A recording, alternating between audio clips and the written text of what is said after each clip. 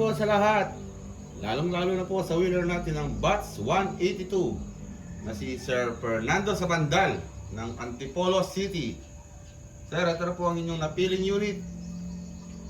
Mini Predator H2O Long Baller Battle Tank. Ayun sir. Nakaset na po siya ng magazine at silencer. Nandiyan na rin po ang scope. Ang BSA yung pinadagdag nyo.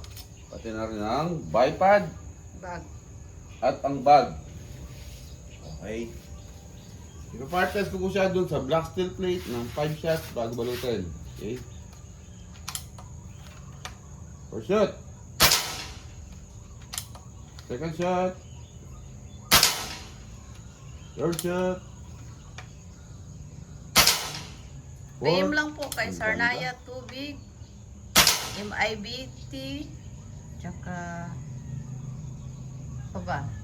Last shot. Sa group chat po. Ayan, napakaganda ng patama sir. Ganda ng groupings. Pellet to pellet. Ito sir, bago tapusin ng video sir, ito. Kabiling-bili na ni Lolo. Kapag kakina sa ulak, balik sagad sir. Huwag po nga yan ito ay nakaangat. Kapag ka ipuputok. Kapag nangyari yon, nakaangat to, kakaroon ka ng backfire, lulundagang yung o-ring dito sa bukod ng kanyang barrel. Kaya kailangan laging sarado. Okay? Wala shot na. 6 shots. Yun. Mauna ka na. Mauna na ako. Lakapitan ko yung kanyang Bluetooth sir at yung bag, no? 182 bats, no? Bats 182. Ay, 182. Ito kasunod. Okay, thank you. MIBT, PM lang po.